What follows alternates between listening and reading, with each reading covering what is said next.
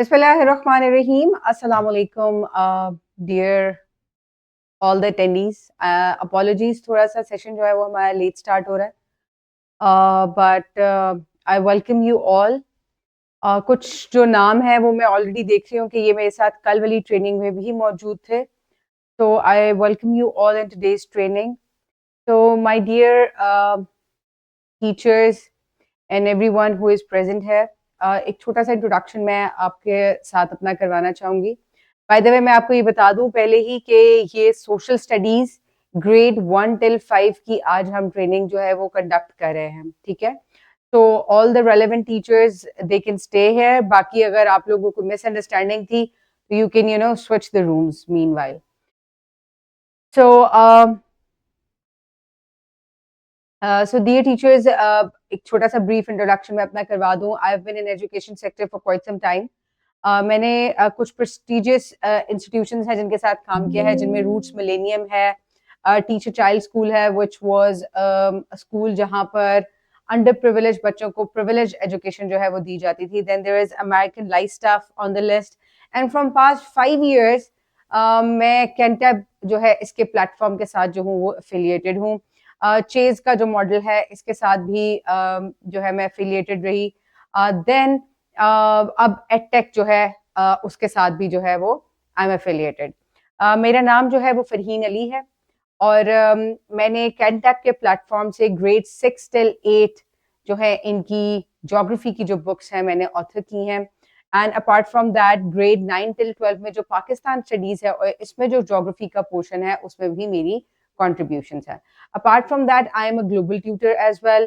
Global tutor से मुराद ये है कि मैं इंटरनेशनल प्लेटफॉर्म पर मुख्तलिफ जो कंट्रीज हैं वहाँ पर मुख्तलिफ जो करिकुलम्स हैं उनको भी मैं पढ़ाती हूँ, जिसमें GCSE है, IGCSE है, IB है, एडवांस प्लेसमेंट जो कि अमेरिका में है, then Chinese curriculum and so on. So there is a long list. इसको बताने का मकसद ये है कि आज जो हमने करिकुलम और एडटेक के ऊपर बात करनी है वो हम ना सिर्फ अपने नेशनल करिकुलम को लेकर बात करेंगे, बल्कि हम कोशिश करेंगे कि हम उसको लिंक कर सकें कि हम दुनिया में कहाँ जो है वो खड़े हुए हैं. राइट. सो आज के एजेंडा को डिस्कस कर लेते हैं कि आज का हमारा एजेंडा क्या होगा. हम सबसे पहले थोड़ी सी करिकुलम के ऊपर बात करेंगे. मैं इसको बहुत ज्यादा ड्रैग नहीं करूंगी. मैं इसलिए ड्रैग नहीं करूंगी कि ऑलरेडी कुछ दिनों से आप लोग जो है वो करिकुलम के ऊपर ट्रेन जो है वो हो रहे हैं. लेकिन क्योंकि हमने सब्जेक्ट बेस्ड बात करनी है आज, तो सब्जेक्ट के अंदर करिकुलम क्या कहता है हमें, हम उसको जरूर डिस्कस करेंगे.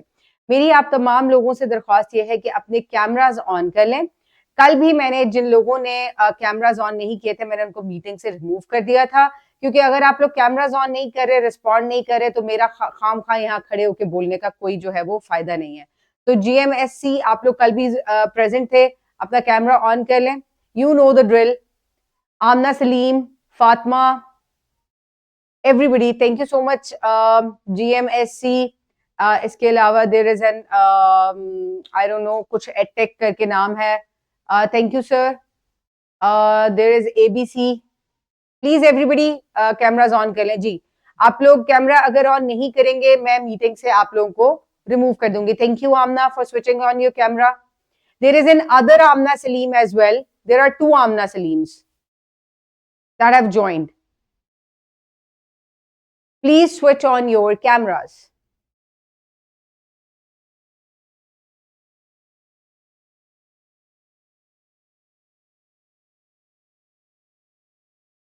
आई एम वेटिंग. आप लोग कैमराज ऑन करेंगे, अदरवाइज मोहम्मद रिमूव कर दे जो कैमरा ऑन नहीं करता.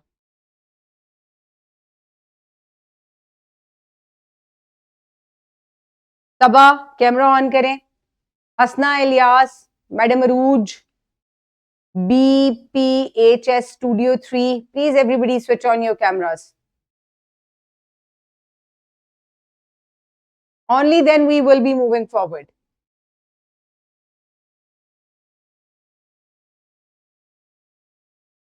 ये जिनके नाम के साथ मुझे नाम नजर नहीं आ रहा, AVNIR एडटेक, सर आपने मेरी पहले भी ट्रेनिंग ली हुई है. आई रिमेम्बर आप पहले भी ट्रेनिंग में मौजूद रहे हैं, if I am not wrong.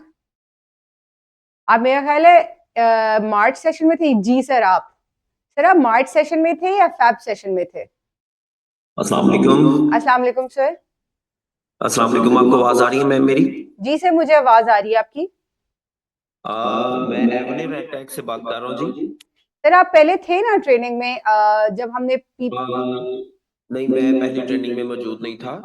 मैं बेसिकली आपसे मुलाकात हुई थी जब पीसी में हमारी ओह, इवेंट। आप ओके ओके। समझ में आ गया आपको? जी जी जी, that's why you look familiar. I thought कि हमने जब फैब या मार्च की ट्रेनिंग ली थी तो I have seen you there. Okay okay, so welcome welcome to the training. Okay, thank you. जी। Please rest of the teachers, ये कोई इतने इतने को मेरे को मुश्किल अल्फाज नहीं है। Switch on the cameras for better interaction. ये ना सिर्फ ये मेरे लिए तो है ही नहीं, ये आप लोगों के लिए है। मैं आप लोगों के लिए कैमराज ऑन करवा रही हूँ। आप लोग कैमरा ऑन नहीं करेंगे, मैं आपको मीटिंग से रिमूव कर दूंगी। ओप्पो CPH2565 जो भी है ये नंबर जो है, please switch on your camera. Study and model देखिए, बाकी सब लोग जिन्होंने कैमरा ऑन कर लिया उनका टाइम वेस्ट हो रहा है। हम already we are late. Mohammad, अगर ये लोग 5 मिनट में कैमरा ऑन नहीं करते तो प्लीज रिमूव कर दें इनको मीटिंग से। Iqra, thank you for switching on the camera. Parwa, ये बंद नहीं कीजिएगा। Saima Mohsin, thank you so much madam. Saima, thank welcome madam, आप तो कल भी हमारे साथ ही थी। तो गुड टू सी यू। परवा, और इन लोगों को पता है मैंने कल मीटिंग से रिमूव कर दिया था, और मैं क्योंकि I won't let anybody sit जिनका कैमरा ऑन नहीं है। आई डोंट नो कि आप लोग पीछे हैं भी कि नहीं है। आमना नहीं, Anam Naeem, please switch on the camera. Hasna Ilyas, Farwa, rise school, study and model, please switch on the cameras. Mohammad, they have 5 minutes। आप इधर नीचे भी लिख दें कि switch on the camera, otherwise I am going to remove them. Areeba Shahid, please switch on the camera.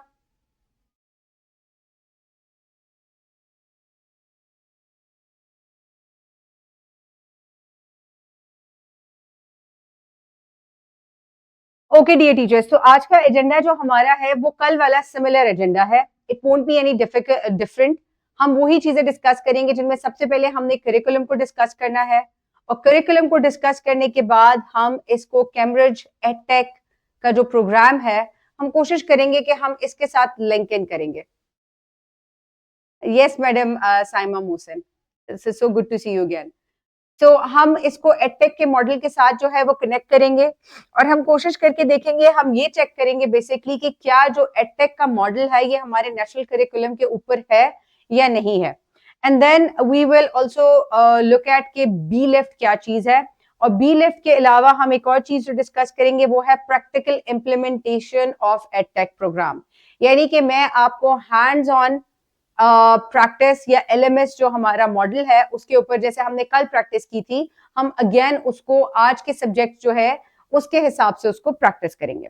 So my dear teachers, what is curriculum? Curriculum है क्या चीज? Does anybody no? जी, ये सोशल स्टडीज ग्रेड 1 till 5 की training है madam Arooj.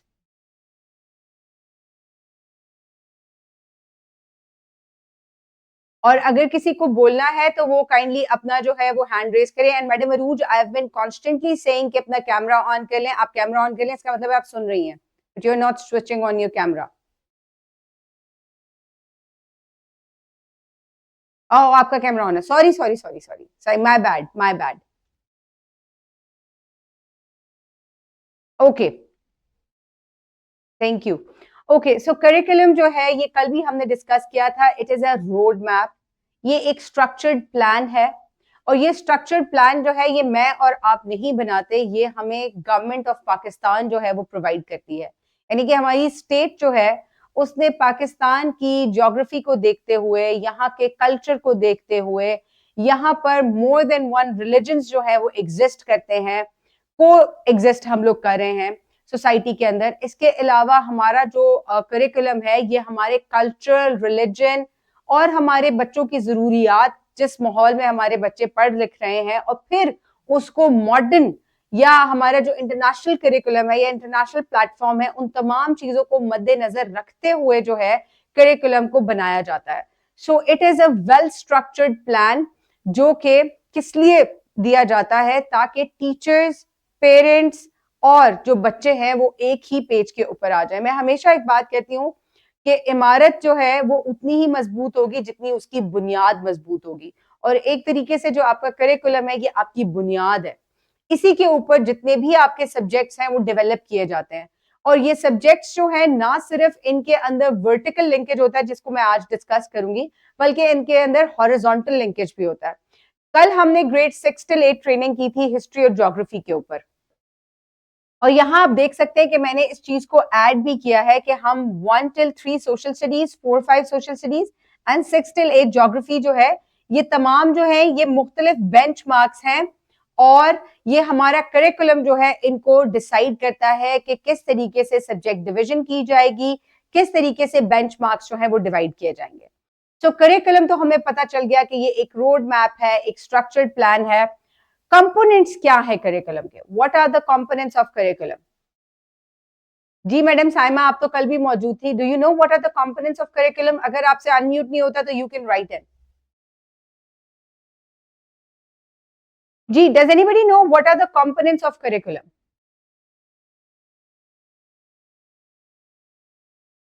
Components of curriculum. जी वालेकुम, जी वालेकुम अस्सलाम। Hi ma'am.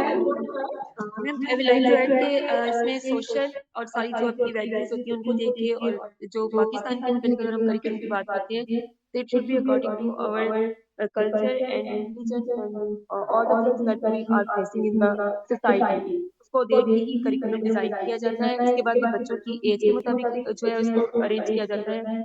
ये करिकुलम जो है वो बच्चों के स्टेप्स बनाए गए हैं, जैसे छोटी क्लासेस का अलग से है, फिर 4-5 है, आई थिंक 4-5-6, फिर सॉरी 6-7-8 एक बेंच मार्क है इसका, और 9-10 एक बेंच मार्क है। उसको यानी कि डिफरेंट एजेस के हिसाब से ना उसको डिवाइड किया गया है। ओके, कोई और इसके अंदर ऐड इन करना चाहेगा? Thank you so much madam. GMSC आप लोग तो कल भी प्रेजेंट थे। क्या क्या कंपोनेंट्स है करिकुलम के? मैडम साइमा ने थोड़ी सी गलती की है। What are the components of curriculum? जी okay, the components of the curriculum are कि हम करिकुलम को किस तरीके से डी कोड करते हैं, या इसको समझने का, पढ़ने का क्या तरीका होता है। तो जब करिकुलम को हम स्टार्ट करते हैं तो हमारे पास सबसे पहले एक डोमेन होती है। वो डोमेन कोई भी हो सकती है। लेट्स सपोज मेरे पास डोमेन है लाइफ साइंसेस, राइट? मेरे पास लाइफ साइंस की एक डोमेन है। मैं उसको फर्दर डिवीजन करूंगी स्टैंडर्ड्स के अंदर। मैं कुछ स्टैंडर्ड्स निकाल लूंगी लाइफ साइंस के अंदर, और फिर लाइफ साइंस जो है मैं उसके अंदर से कुछ बेंचमार्क्स बनाऊंगी, और उन बेंचमार्क्स के अंदर से स्टूडेंट लर्निंग आउटकम्स या ऑब्जेक्टिव्स जो है वो क्या किए जाएंगे, एक्सट्रैक्ट किए जाएंगे। तो सबसे पहले हमारे पास डोमेन आती है। डोमेन क्या होता है? It's a bigger area. जैसे कि अगर मैं आपको एक सिंपल सी बात बताऊं, पाकिस्तान एक डोमेन है, ठीक है? इस डोमेन के अंदर से आप प्रोविंसेस निकाल लेते हैं, उन्हीं प्रोविंसेस के अंदर से आप सिटीज निकाल लेते हैं, राइट? तो एक बड़ा आपके पास जो मैं आपको इसको सब्जेक्ट नहीं कहूंगी कि साइंस एक सब्जेक्ट है। साइंस के अंदर भी मुख्तलिफ कैटेगरीज होती है। लेट्स सपोज हम लाइफ साइंस पढ़ रहे हैं, ठीक है? अब उसी लाइफ साइंस के अंदर से आप कुछ स्टैंडर्ड निकाल लेंगे कि लाइफ साइंस के अंदर बच्चा पढ़ेगा क्या। बच्चा क्या पढ़ेगा? बच्चा माय बॉडी पढ़ेगा। अब माय बॉडी जो है उसको कितनी पढ़ानी है, तो हम उसके कुछ बेंचमार्क्स बना लेंगे, 1 2 3। यानी कि माय बॉडी वो ग्रेड 1 में भी पढ़ेगा, 2 में भी पढ़ेगा, 3 में भी पढ़ेगा। कितनी पढ़ेगा यही बेंचमार्क डिसाइड करेगा। जैसे लेट्स सपोज ग्रेड 1 में वो क्या पढ़ लेगा? ग्रेड 1 में वो तमाम बॉडी पार्ट्स जो हैं उनको आइडेंटिफाई कर लेगा। ग्रेड 2 में वो बॉडी पार्ट्स क्या क्या काम करते हैं बच्चा वो बता देगा, उनको 5 सेंसेस के साथ लिंक कर लेगा। देन इन ग्रेड 3 बच्चा इंटरनल सिस्टम्स जो हैं उनके बारे में जान लेगा। So it all comes under life sciences, जो कि that was a bigger domain. लेकिन लाइफ साइंसेस के अंदर तो और भी बहुत सी चीजें आती है। लाइफ साइंसेस के अंदर तो इकोसिस्टम्स भी आते हैं, हैबिटेट्स भी आते हैं, एंड व्हाट नॉट, ठीक है? लेकिन आपने अपने बच्चे के स्टैंडर्ड क्या मेंटेन करना है, उसके बेंचमार्क्स कैसे अटेन होंगे, और फिर आप उनमें से स्टूडेंट लर्निंग आउटकम्स कैसे डिराइव करेंगे, आप नहीं करेंगे। बेसिकली करिकुलम करके देता है, आपने इसमें कुछ नहीं करना, ठीक है? But you must have an understanding कि डोमेन क्या होती है, स्टैंडर्ड क्या होता है, बेंचमार्क क्या होता है, और स्टूडेंट लर्निंग आउटकम्स क्या होता है। मैंने कल भी ये बात बताई थी कि हमारे बेंचमार्क्स जो हैं वो किस तरीके से डिवाइड किए जाते हैं, और ये हर सब्जेक्ट के लिए किए जाते हैं। Initially you have early childhood education, जिसको ECE भी कहा जाता है। वहां पर डोमेन्स नहीं होती, वहां बेसिकली की लर्निंग एरियाज होते हैं, और ECE के अंदर 7 की लर्निंग एरियाज हैं, 7 की लर्निंग एरियाज, जिनमें से 4 की लर्निंग एरियाज जो हैं वो उसके सोशल के की लर्निंग एरियाज हैं। सोशल मतलब सोशल स्टडीज जो आप पढ़ रहे हैं, ये वाले की लर्निंग एरियाज है। सोशल स्टडीज इतनी इंपॉर्टेंस है, अनफॉर्चुनेटली हम सोशल स्टडीज, ज्योग्राफी को या पाकिस्तान स्टडीज को इंपॉर्टेंस नहीं देते। मूविंग ऑन, फिर आपके बेंचमार्क्स डिसाइड किए जाते हैं, then student learning outcome. So this is it, ये करिकुलम है, यहां तक आपने समझ लिया। इसको ब्रेक डाउन अगर किया जाए तो जनरल नॉलेज पढ़ाया जाता है 1 से लेकर 3 तक, और इसको फर्दर जो है वो ब्रांच किया जाता है सोशल स्टडीज और साइंस में। आगे जाकर ग्रेड 4 में ये सोशल स्टडीज का एक इंडिपेंडेंट सब्जेक्ट बन जाता है, और ग्रेड 6 till 8 में ये हिस्ट्री और ज्योग्राफी बन जाता है, राइट? यही सोशल स्टडीज आगे चलकर हिस्ट्री और ज्योग्राफी के अंदर डिवाइड हो जाती है, राइट? यहां पर जो जनरल नॉलेज है उसके अंदर 2 पार्ट्स होते हैं, क्योंकि साइंस को भी 1 से लेकर 3 तक जनरल नॉलेज के अंदर ही रखा जाता है, क्योंकि ये जर्नलाइज चीजें होती है। आप बच्चे को माय बॉडी पढ़ा रहे हैं, एनवायरमेंट पढ़ा रहे हैं, and so on, living and non living things का कॉन्सेप्ट पढ़ा रहे हैं। So this is it about the curriculum. हमने बस करिकुलम को इतना समझ लिया। यहां तक अगर आप लोगों के दिमाग में कोई क्वेश्चन है तो आप लोग पूछ सकते हैं।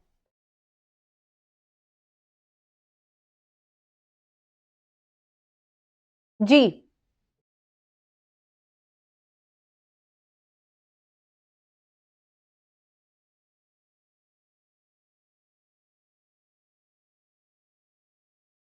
करिकुलम से रिलेटेड किसी का कोई क्वेश्चन हो? कोई क्वेश्चन नहीं है?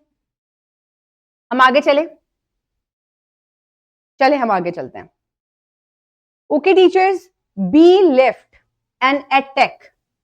हमने अपने करिकुलम को, क्योंकि करिकुलम पाकिस्तान में हर जगह फॉलो हो रहा है। इनिशियली लोगों को ये लगता था कि करिकुलम जो आपके हाथ में किताब है वो करिकुलम है, हालांकि किताब करिकुलम नहीं है। किताब है क्या फिर? अगर किताब करिकुलम नहीं है तो फिर किताब क्या चीज है? किताब क्या है? जो बुक आप लोग पढ़ाते हैं स्कूल में, लेट्स सपोज उर्दू पढ़ा रहे हैं, इंग्लिश पढ़ा रहे हैं, इतने सारे सब्जेक्ट्स हैं, इनकी जो बुक्स आप पढ़ा रहे हैं ये क्या है? What are they? अगर ये करिकुलम नहीं है, ये निसाब नहीं है, तो फिर ये क्या चीज है? जी, एनीबडी? नोबडी? किसी के पास? जी जी सर, सर काइंडली। जी सर, आप मेरी आवाज शायद आज आपको खराब लगे, मेरा गला बहुत ज्यादा खराब है।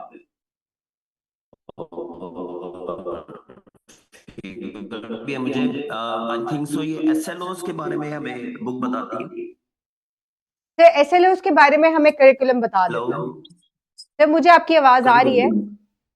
हम्म सर करिकुलम हमें जो है वो SLOs तक ब्रांचिंग कर कर दे देता है। किताब क्या है?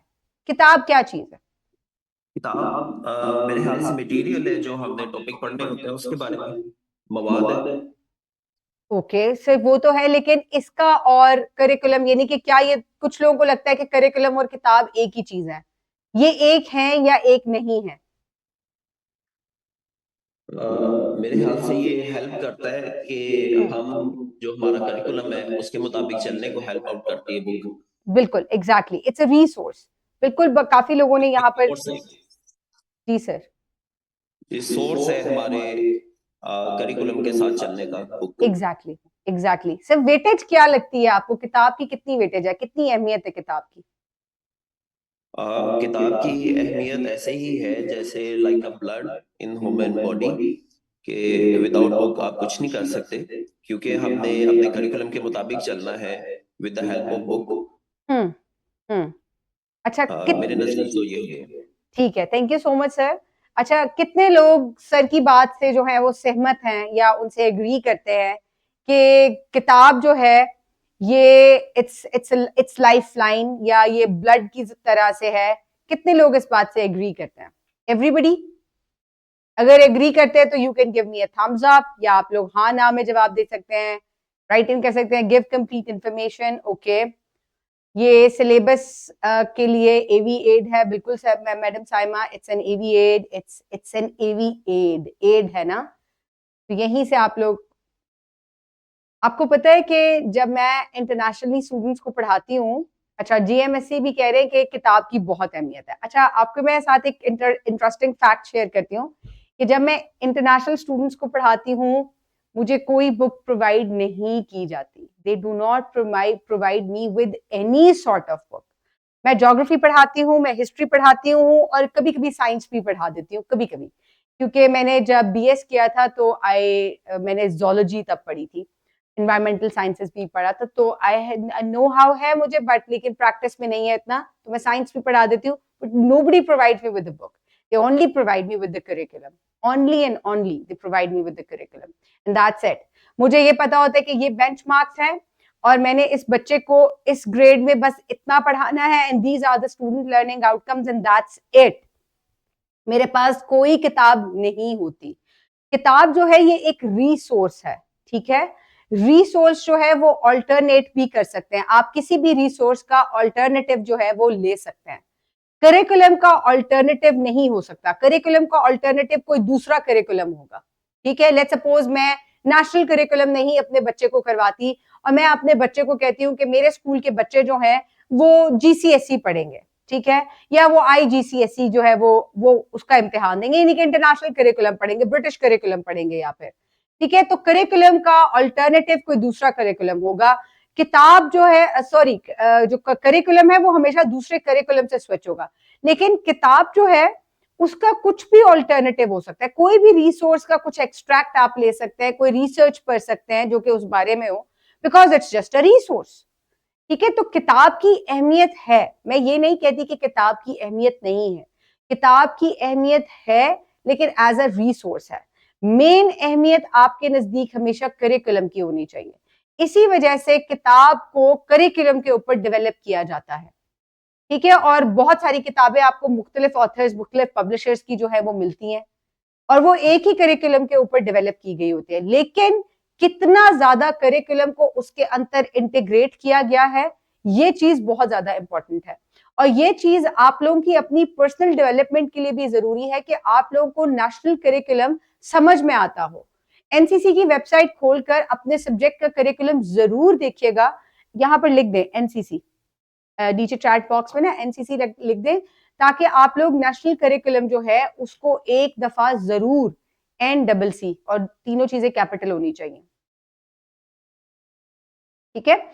आप इसको जरूर जब आपकी मीटिंग खत्म हो तो एक दफा देखिएगा, ये आपकी अपनी पर्सनल ग्रोथ के लिए बहुत जरूरी है। आप अगर जो है वो क्रोम पे जाके, गूगल क्रोम में जाके आप इसको जब ओपन करेंगे, एनसीसी लिखेंगे तो आपको जो है ये नजर आ जाएगा, ठीक है। और वहां आप अपना सब्जेक्ट लेकर उधर से जो है उसको स्टडी कर सकते हैं। तो करिकुलम बहुत ज्यादा इंपॉर्टेंट है और उसके बाद किताब आती है। किताब जो है वो करिकुलम के अकॉर्डिंग होनी चाहिए, आपको भी पता होना चाहिए कि क्या ये किताब जो है ये करिकुलम के साथ इंसाफ कर रही है या नहीं कर रही, और वो तभी होगा जब आपको खुद जो है वो पता होगा। खोलें एक दफा क्रोम, खोलें मोहम्मद, यहाँ पर मेरे सामने क्रोम खोलिएगा। अब मैं आपको खोलकर दिखा देती हूँ एक दफा एनसीसी की वेबसाइट, यहां पर लिखें एनसीसी, ये देखें government.pk, इसको ये पूरी है, ठीक है, क्लिक करें इसको, ncc.government.pk, आपके पास ये पेज ओपन होगा, यहां पर लिखा हुआ है कंपल्सरी सब्जेक्ट्स, आप इसको क्लिक करेंगे। जब आप इसको क्लिक करेंगे, थोड़ा सा ये वेबसाइट टाइम लेती है, इसलिए परेशान नहीं होना, इसके अंदर बहुत सारी चीजें हैं, इसके अंदर आपके पास टेक्स्ट बुक्स पड़ी हुई हैं, आप लोगों के पास इसके अंदर आपको बहुत सारी चीजें इसके अंदर मिल जाती हैं। इसके अंदर जो ऑथेंटिक पाकिस्तान के मैप्स हैं, रोड मैप्स, एडमिनिस्ट्रेटिव मैप्स, और मुख्तलिफ चीजें वो तमाम पड़ी हुई हैं। अब यहाँ आप देखें कि ये आपके जितने भी कंपल्सरी सब्जेक्ट हैं, early childhood, English, Urdu, maths, Islamia, general knowledge, social studies, general science, history, geography, Pakistan studies, ये हमारे कंपल्सरी सब्जेक्ट्स हैं। आप इनको जब क्लिक करेंगे तो ग्रेड वाइज आपको इनकी डिवीजन जो है वो मिल जाएगी। लेट्स सपोज, अगर अभी क्लिक नहीं कीजिएगा मोहम्मद, ज्योग्राफी को आप क्लिक करेंगे तो 6 till 8 आपके पास करिकुलम आएगा। जब आप सोशल स्टडीज को क्लिक करेंगे तो आपके पास 4-5 का करिकुलम आएगा। जनरल नॉलेज को क्लिक करेंगे तो 1 से 3 साइंस और एसएसटी दोनों का करिकुलम आपके पास आएगा, ठीक है। इसको जरूर एक दफा स्टडी कीजिएगा, अपने अपने करिकुलम को एक को भी पढ़ लेंगे तो आपको तमाम चीजें समझ में आ जाएंगी। उसके अंदर फॉर्मेटिव चेक किस तरीके से किया जाता है, समेटिव चेक किस तरीके से किया जाता है, कौन सी एक्टिविटीज आप मजीद किस तरीके से क्लास में इंटीग्रेट करवानी चाहिए, बड़ी डिटेल के अंदर दिया गया होता है। आपको किस लेक्चर को या कौन सा ग्रेड जो है उसके अंदर इस सब्जेक्ट को कितने आवर्स, आप यूनिवर्सिटी सब गए होंगे तो क्रेडिट आवर्स होते हैं ना वहां पर, कि आपने इस सेमेस्टर में इतने क्रेडिट आवर्स लेने हैं, तो यहाँ पे भी लिखा होता है कि आपने इस ग्रेड में इस सब्जेक्ट को कितने आवर्स देने हैं या कितने लेक्चर्स जो हैं इसको देने चाहिए एक वीक के अंदर। ये तमाम चीजें करिकुलम आपके लिए डिफाइन करता है और इन्हीं चीजों को मद्देनजर रखते हुए हमने एडटेक का मॉडल जो है वो बनाया है, जो कि 100% आपके करिकुलम के साथ इंसाफ करता है। ये मैं इसलिए कह रही हूँ क्योंकि मैंने करिकुलम को 5 साल हो गए पढ़ते हुए, देखते हुए। अच्छा जी, मैंने इसको सब्जेक्ट की तरह पढ़ा है। अच्छा जी, अब आ जाता है एडटेक के अंदर बी लिफ्ट मॉडल, B-LIFFT, ये एक एक्रोनिम है और हर लेटर का इसके अंदर एक मतलब है। वो मतलब जो है वो आपके ना सिर्फ करिकुलम को 100% एक्सप्लेन करता है, बल्कि आपको, आपके बच्चे को वो एक इंडिपेंडेंट स्टूडेंट या एक इंडिपेंडेंट सिटीजन जो है वो पाकिस्तान का बनाता है। सो माय डियर टीचर्स, अब सबसे पहले हम जब बी लिफ्ट मॉडल देखेंगे तो हमारे पास बी को डिकोड करना है हमने, विच स्टैंड्स फॉर ब्रिजिंग। ये हमने कल भी चीज की थी। और ब्रिजिंग, जैसे कि जो टीचर्स कल भी मेरे साथ मौजूद थे, ब्रिज करने का क्या मतलब होता है कि आप प्रीवियस नॉलेज, चाहे वो बच्चे ने ईसीई में पढ़ा था, चाहे वो बच्चे ने 1 में पढ़ा था या 2 में पढ़ा था, आप उसके साथ उसको लिंक करने की कोशिश करते हैं। लेकिन लेट्स सपोज यहाँ पे हमारे पास ब्रिजिंग, मेरा बच्चा जो है वो ग्रेड 5 में पढ़ता है, ठीक है, I have a student who is in grade 5 या मैं ग्रेड 5 की क्लास में पढ़ा रही हूँ, तो यहां मैं उसके साथ कितना लिंकेज करूंगी, ये चीज बहुत इंपॉर्टेंट है। अब उसने, हो सकता है मैं यहाँ बच्चे को जो है वो सिटीजन पढ़ा रही हूँ, शहरी पढ़ा रही हूँ कि वो शहरी क्या होता है, व्हाट इज अ सिटीजन, ठीक है। अब उसने सिटीजनशिप जो है वो ग्रेड 4 में भी पढ़ी थी, ग्रेड 3 में भी पढ़ी थी, ग्रेड 2 में भी पढ़ी थी। मैंने ब्रिज कहां करना है, this is the important point. आपने इमीडिएट जो नॉलेज उसने लिया था आप हमेशा उसके साथ लिंक करेंगे, क्योंकि वो हमेशा अपग्रेडेड होता है, राइट। जितना आप नीचे ग्रेड्स में जाते जाएंगे उतना सिंपलर नॉलेज होगा, जितना आप ग्रेड में ऊपर आते जाएंगे वो नॉलेज उतना ज्यादा अपग्रेडेड होगा, ठीक है, और आप उसको इजीली नए नॉलेज के साथ जो है वो लिंक कर सकेंगे, राइट। अब ऐसा नहीं है कि अगर सिटीजनशिप में बच्चे को पढ़ा रही हूं तो मैं उससे कहूं what is the name of your country, ये तो ज्यादती हो जाएगी ना, ये तो ज्यादती हो जाएगी। अब आप उसे सिटीजनशिप में या सिटीजनशिप की कोई 2 कैरेक्टरिस्टिक्स वो बच्चा आपको बता दे, या आप उसको ऑप्शंस दे दे, वो उसमें से सिलेक्ट कर ले कि ये जो है वो 2 कैरेक्टरिस्टिक्स हैं, क्योंकि ग्रेड 4 में भी बच्चे सिटीजनशिप के बारे में पढ़ चुके हैं। दोनों क्लासेस में जो है वो सिटीजनशिप है, लेकिन क्या चीज होती है,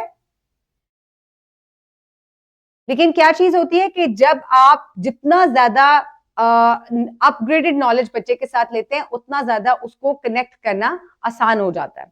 अब यहां पर सेकंड हमारे पास आ जाता है L for learning outcome, student learning outcome. Student learning outcome हमेशा हम कहां से उठाते हैं जी, कहां से उठाते हैं, हमेशा हम करिकुलम से उठाते हैं, राइट। हमेशा लर्निंग आउटकम को करिकुलम से ही लिया जाता है।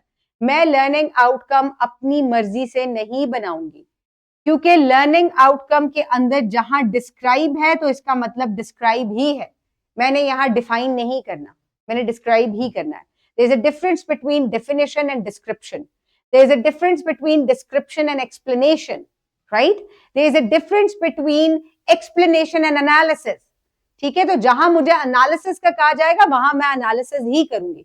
आई होप आप लोगों ने ये जो लर्निंग आउटकम्स के शुरू में हेल्पिंग वर्ड्स हैं, आप लोगों ने पूरी इसके ऊपर ट्रेनिंग ली होगी। सर एक्यू ब्लूम्स टैक्सोनॉमी में इसको बड़ा जबरदस्त एक्सप्लेन करते हैं, तमाम टीचर्स ने ली होगी और मुझे ख्याल है आप लोगों को याद भी होगा। तो इस वजह से इन वर्ड्स के ऊपर हमेशा फोकस करें और खुद भी देखें कि क्या वाकई डिस्कशन हुई है यहां लिखा है discuss the qualities of a good leader, right? तो फिर वो डिस्कशन होनी चाहिए। अब वो डिस्कशन किताब में हो गई, क्या आपने अपने बच्चे के साथ की डिस्कशन क्लास के अंदर? आपको लर्निंग आउटकम तो यही कह रहा है ना, कुछ चीजें किताब के अंदर क्या हो गई, आपने पढ़ ली, एज अ नॉलेज पढ़ ली, लेकिन यहां पर डिस्कस भी लिखा है ना, तो वो डिस्कशन कैसे करेंगे आप? तरीका होना चाहिए ना डिस्कशन करने का। आप डिस्कस करें फिर कि गुड क्वालिटी क्या होनी चाहिए लीडर की, क्या हमारी क्लास में किसी बच्चे के अंदर ये जो लीडरशिप क्वालिटीज आपने अभी पढ़ी है ये मौजूद है, किसके अंदर कितनी क्वालिटीज मौजूद है? हु इज ब्रेव, ठीक है, ब्रेव होना एक लीडरशिप क्वालिटी है, राइट? इसके अंदर ऑनेस्टी, आप में से कितने बच्चे ऑनेस्ट हैं? क्या कोई बच्चा ब्रेव और ऑनेस्ट दोनों है? फिर ब्रेवरी की भी कैटेगरीज होती है, तो ये चीजें आप जब तक डिस्कस नहीं करेंगे क्लास के अंदर, तो कुछ चीजें बुक के लेवल पे होती हैं और कुछ चीजें किस लेवल पर होती हैं, आपके क्लासरूम लेवल पर होती हैं, और ये तभी हो सकती है जब आपको करिकुलम की समझ में होगी। एडटेक आपको इसके लिए किस तरीके से हेल्प आउट करेगा, ये भी अभी हम डिस्कस करते हैं, ठीक है? अब यहां पर जब हम लर्निंग आउटकम कर रहे हैं और प्रीवियसली हमने ब्रिजिंग की, तो मैंने आप लोगों को ये पहले भी बताया था, describe the concept of constitution, describe and analyse the need and importance of constitution. ये ग्रेड 4 का एसएलओ है और ये ग्रेड 5 का एसएलओ है, दोनों ही जगह कॉन्स्टिट्यूशन को पढ़ाया जा रहा है। लेट्स सपोज यहां आपने कहा था describe the concept of constitution और आप यहां इंपॉर्टेंस बताने लग जाए कॉन्स्टिट्यूशन की, तो मकसद तो फेल हो गया, क्योंकि इंपॉर्टेंस तो बच्चे ने जाके ग्रेड 5 में पढ़नी है, राइट? सो लर्निंग आउटकम्स आपको या हमने खुद नहीं बनाए, लर्निंग आउटकम्स हमें कौन देता है? ये हमें गवर्नमेंट या हमें हमारा करिकुलम प्रोवाइड करता है। फिर वो करिकुलम कोई भी हो सकता है। इसी वजह से मैं आपको कह रही हूं कि जब मैं इंटरनेशनली किसी बच्चे को पढ़ाती हूं तो वो मुझे हमेशा क्या चीज देते हैं? वो मुझे सिर्फ लर्निंग आउटकम देते हैं। एंड आई नो कि अगर इसके साथ एक्सप्लेनेशन है, एनालिसिस है, तो फिर मुझे उसी लेवल पे जाके जो है इस बच्चे को पढ़ाना है। जितना ज्यादा कॉम्प्लेक्सिटी वर्ड के अंदर आती जाएगी, लाइक लेट्स सपोज डिफाइन है, ये तो बहुत यानी कि इनिशियल स्टेज का एसएलओ है, फिर अगर उसके अंदर एक्सप्लेनेशन आ जाती है, ये थोड़ा एडवांस हो जाता है, एनालिसिस उससे एडवांस हो जाता है, ठीक है? तो ये तमाम चीजें क्या है, फिर हो सकता है डिस्कस एंड एनालाइज, ठीक है? आपने डिस्कस करने के बाद एनालिसिस जो है उसके अंदर से निकालना है, ठीक है? और फिर आपने उसको कंक्लूड करना है, हो सकता है आपसे कंस्ट्रक्ट करना भी हो सकता है आपके लिए, ठीक है? तो ये तमाम चीजें क्या है, ये फिर हायर ऑर्डर हो जाती है। Okay Saima okay Ayesha, NSSE campus, okay fine. Okay तुबा Idris, I can also see you were present yesterday. Paper कैसा हुआ था आपका? मुझे चैट बॉक्स में जरूर लिखकर बताइएगा। इनका कल पेपर था and during the training she left, और प्लीज अपना कैमरा ऑन कर लें। Okay dear teachers, after learning outcome हमने कल भी ये चीज जो है वो डिस्कस की थी कि हम अपने बच्चों को क्या करें, हम अपने बच्चों की ना सिर्फ हम उनको नॉलेज दे रहे हैं बल्कि हम अपने बच्चों की तरबियत भी कर रहे हैं। अनफॉर्चुनेटली स्कूल्स के अंदर तरबियत हो नहीं रही आजकल, और आप यकीन करें कि मेरे पास बहुत सारे इंटरनेशनल स्टूडेंट्स हैं जो कि होम स्कूल्ड हैं। होम स्कूल्ड होने का मतलब ये है कि घर में ही पढ़ते हैं और वो शुरू से घर में ही पढ़ रहे हैं, और वो उनको इंटरनेशनली किसी भी ट्यूटर से ट्यूशंस दिलवाते हैं, they stay at home.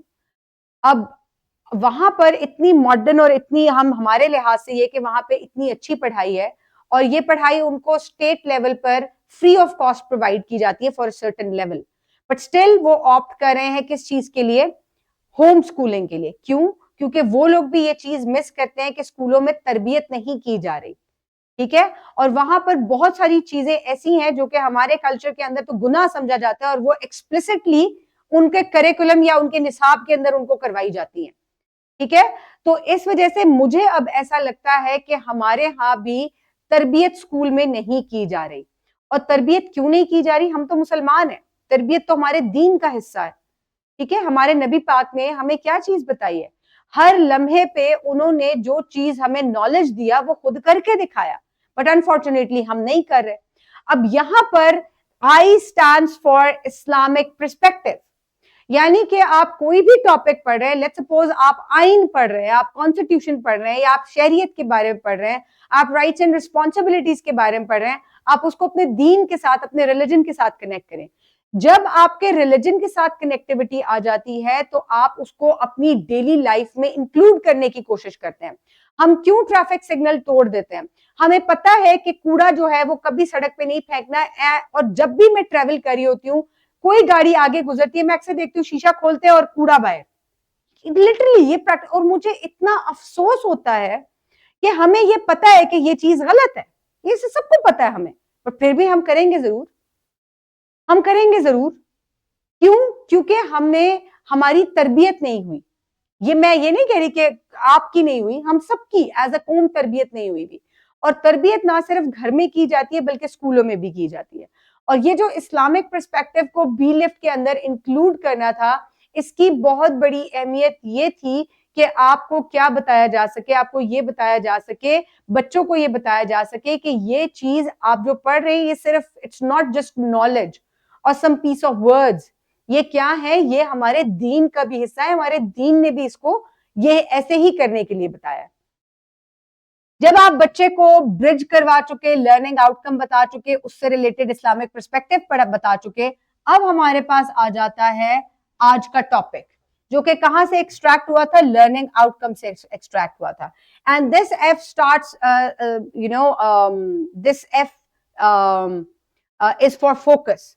Focus का मतलब यह है कि जो आज का लर्निंग आउटकम है उस टॉपिक के ऊपर अब हम फोकस करेंगे और उसको हम समझेंगे, पढ़ेंगे। अब यहाँ पे लेट्स सपोज हमारे पास ब्रिजिंग हो गई, और ब्रिजिंग के बाद आज का जो हमारा फोकस है उसके ऊपर हम क्या करेंगे? उसके ऊपर हम बात करेंगे। और फिर फोकस के बाद हमारे पास आ जाती है फॉर्मेटिव चेक। फॉर्मेटिव चेक क्या होती है कि आप बच्चे को क्लास में असेस कर रहे हैं, इंस्टेंटली जो आपने उसको फोकस या नॉलेज डिलीवर किया उसके ऊपर आप उसको असेस करें। ये किताब के एंड में भी होगी। इसके बाद ये वर्कबुक भी इसके ऊपर प्रैक्टिस दी जाएगी। जितने भी जो भी एसएलओ या आपका बी लिफ्ट है वो लिखने के बाद आपको फॉर्मेटिव चेक प्रोवाइड किया जाएगा ताकि बच्चे फौरन से मैक्सिमम क्वेश्चंस, आसान क्वेश्चंस को प्रैक्टिस कर लें और उनको इस काबिल बता दिया जाए कि फिर वो खुद चीजों को रिप्रोड्यूस कर सकें। और खुद रिप्रोड्यूस जब बच्चा किसी चीज को करता है तो हम उसको कहते हैं कि he is at a thriving stage.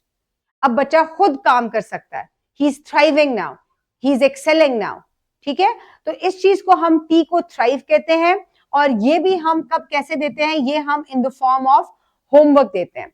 अब बहुत सारे टीचर्स के ये क्वेश्चन होंगे कि किस तरीके से होमवर्क करवाया जाए, बच्चे खुद नहीं करते, बहुत मुश्किल है, हमारे यहाँ ऐसे बच्चे मौजूद नहीं है, हमारे यहाँ वैसे बच्चे मौजूद है। देखिए, आपके बच्चे हों या जिस जैसे भी बच्चे हों, ये बच्चे वही बच्चे हैं जो कि अमेरिका में और बाकी जगह पर मौजूद हैं। They are the same kids, कोई फर्क नहीं।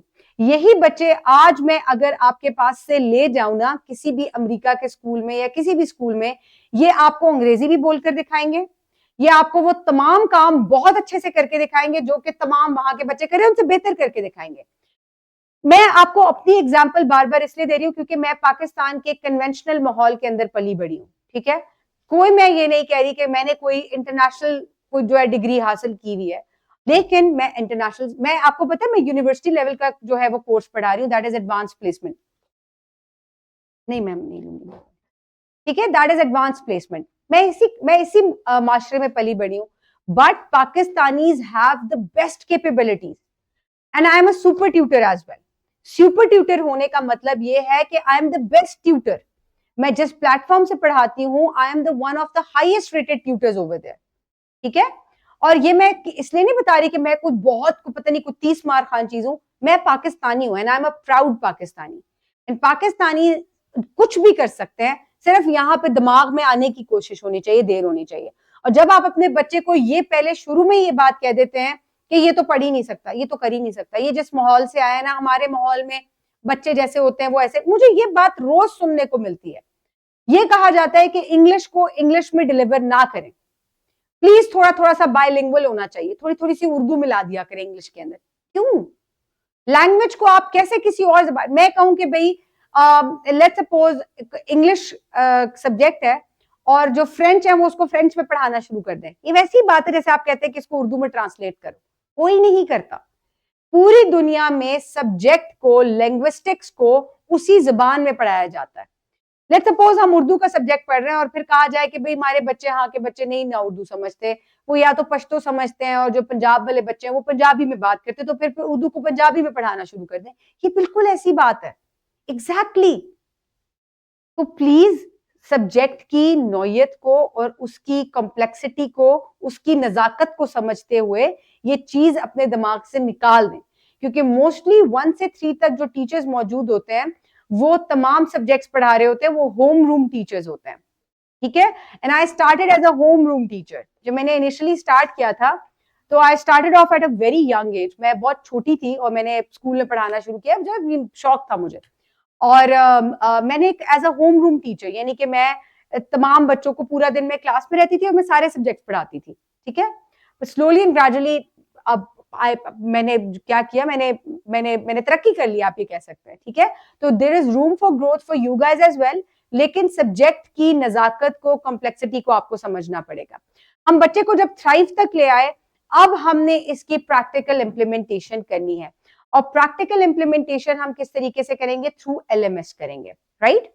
अब आपके पास टेक्निकल चीजें हैं, आपके पास आपके मोबाइल्स हैं, टैब्स हैं, वहां आपने ये वेबसाइट जो है ओपन करनी है। मोहम्मद इसको कॉपी करें और चैट बॉक्स में लगा दें ताकि टीचर्स जो हैं डायरेक्ट हो जाएं इसके ऊपर।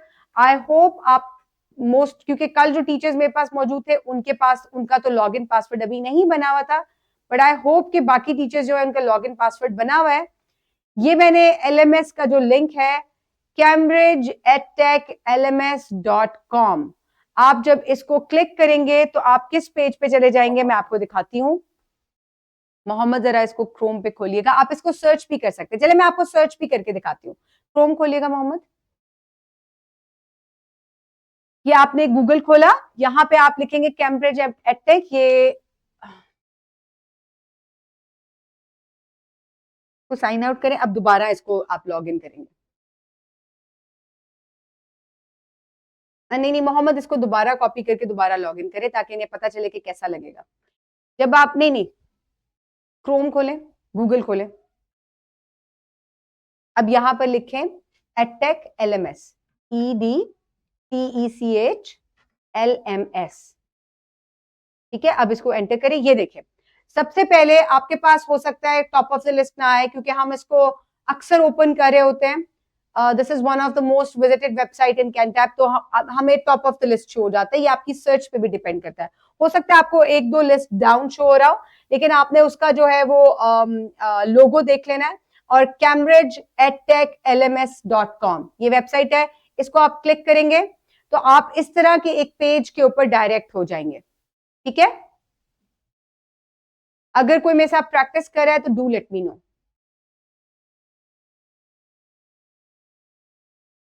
ठीक हो गया। आप जब यहां पर डायरेक्ट हो जाएंगे तो यहां आपने अपना आप स्टाफ एंड स्टूडेंट, अब ये जो पेज है ये दोनों के लिए है, ये टीचर्स के लिए भी है और ये स्टूडेंट्स के लिए भी है, राइट। ये दोनों के लिए है। आप स्टाफ हैं, आप स्टाफ को क्लिक करेंगे। अगर स्टूडेंट इसको एक्सेस कर रहा होगा तो स्टूडेंट इसको क्लिक करेगा, तो उसका थोड़ा सा जो लेआउट है इट्स स्लाइटली डिफरेंट क्योंकि उसको रजिस्ट्रेशन वगैरह डालनी होगी और वो भी हम खुद क्रिएट करते हैं, स्कूल वाले क्रिएट करके देते हैं। आप स्टाफ पर आ गए, यहाँ पे आपने अपना लॉगिन पासवर्ड एंटर किया, simple user name and password, और आप लॉगिन करेंगे तो ये आप यहाँ पर लॉगिन हो गए, ठीक है। ये आपको इस तरह का जो है वो लेआउट नजर आएगा, आपका डैशबोर्ड इस तरीके का होगा, राइट। यहाँ पे आपके पास एकेडमिक मटेरियल लिखा हुआ है सेंटर में पेज के।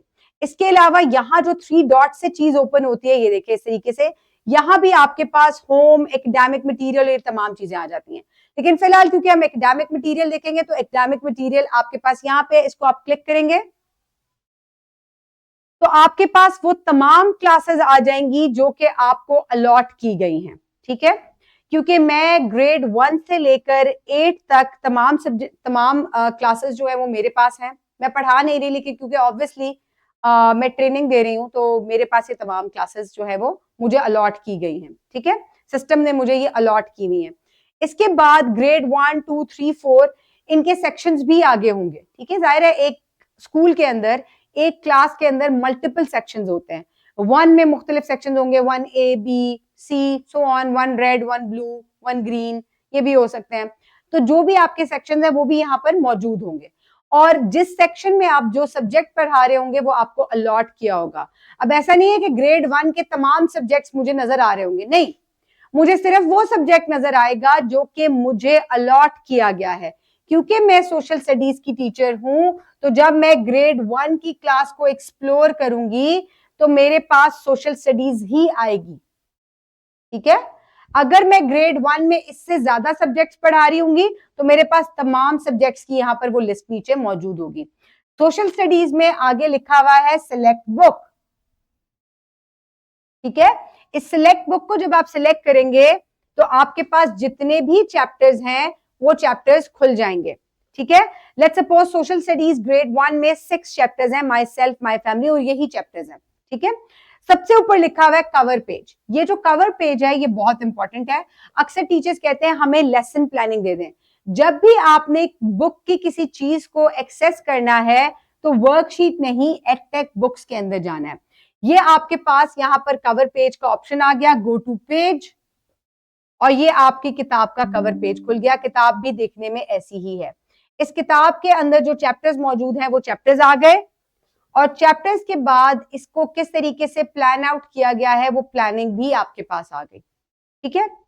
यानी कि यहां पर लिखा हुआ है टोटल यूनिट्स जो आपने फर्स्ट टर्म में पढ़ाने हैं, 3 यूनिट पढ़ाने हैं, और एक week is equal to 1 week is equal to 2 working days. यानी कि आप सोशल स्टडीज को एक हफ्ते में कितने दिन पढ़ाएंगे? 2 दिन, नॉट मोर देन दैट। दूसरे 2 दिन आपने साइंस भी तो पढ़ानी है ना, क्योंकि जनरल नॉलेज के 2 पोर्शन है, साइंस एंड सोशल स्टडीज। तो 2 दिन बच्चा सोशल स्टडीज पढ़ेगा और 2 दिन बच्चा साइंस पढ़ेगा। मैम ये लाजमी है कि सब लॉग इन करना है अभी? साहब का लॉग इन पासवर्ड अगर बना हुआ है तो प्लीज डू लॉग इन, आपकी प्रैक्टिस हो जाएगी।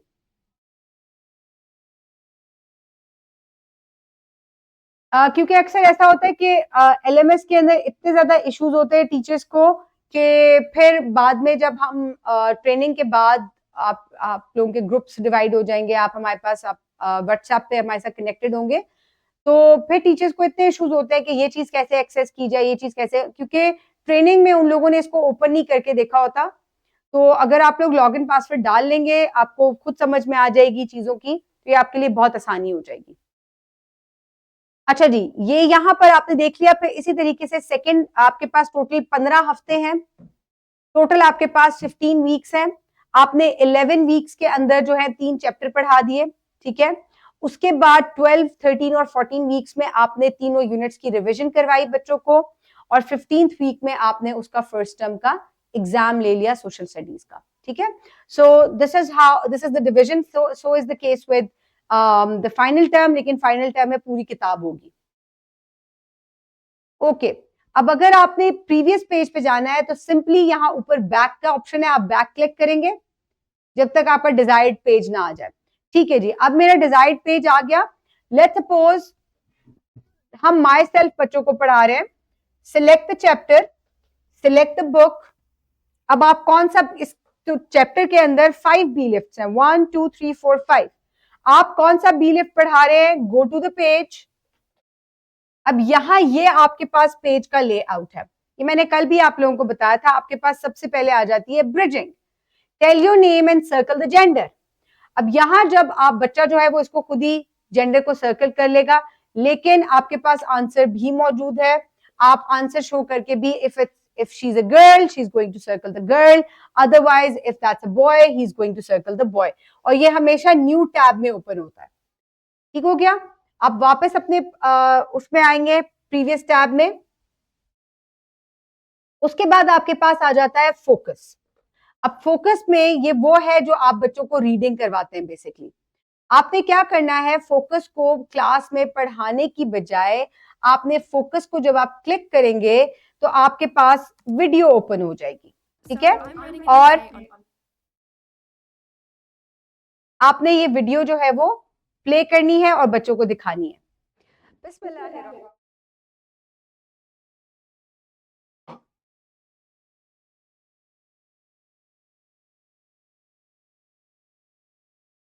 Bismillahirrahmanirrahim. Assalamu alaikum, dear friends.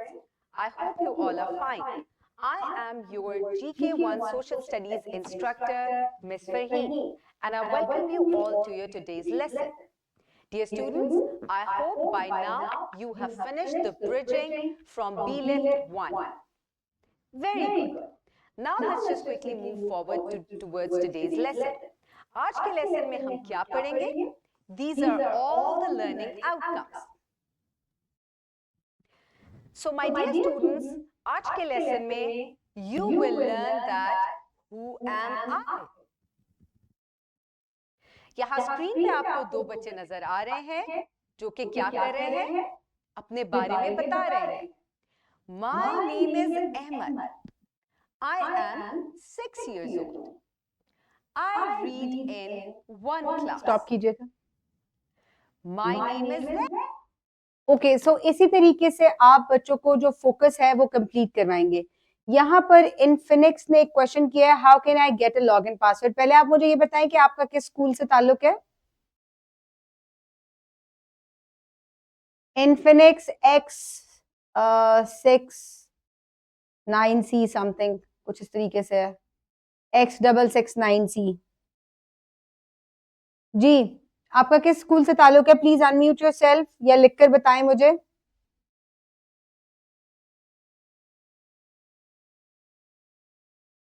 जी, इनफिनिक्स. ये इनफिनिक्स इधर कॉर्नर में नीचे थर्ड लाइन में. हाँ जी, ये आस्क टू अनम्यूट. अनम्यूट करें प्लीज.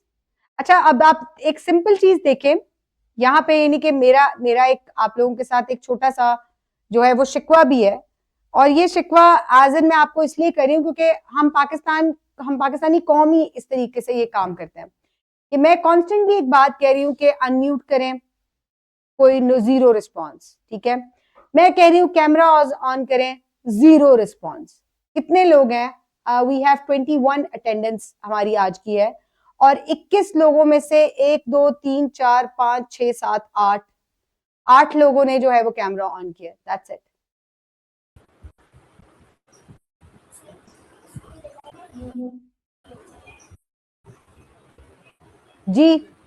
जी, आपने कोई बात करनी है एजुकेटर?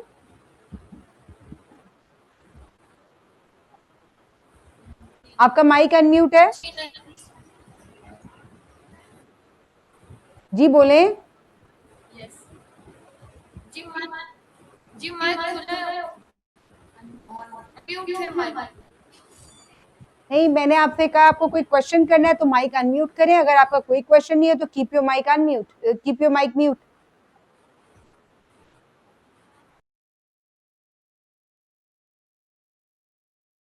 अगर आपको how to log in LMS GMSC, ये तो मैंने आपको कल भी बताया था. ये आप लोग कल वाली टीम नहीं है, आपकी कोई और टीम है. ये कल एक लड़की कशफ थी जो कि जिसने क्लास ली थी, कल की ट्रेनिंग ली थी. आप लोग कश्मीर से, आपका उधर बनेर से ताल्लुक है ना? क्या बिम्बर से सॉरी. जी यस मैम. जी, हमारी डिफरेंट टीम हम नहीं हुए. Okay, no problem. अच्छा, आप मुझे ये बताएं कि आप लोगों को अभी तक लॉगिन पासवर्ड नहीं बना के दिए. लॉगिन पासवर्ड आपका स्कूल कौन सा है?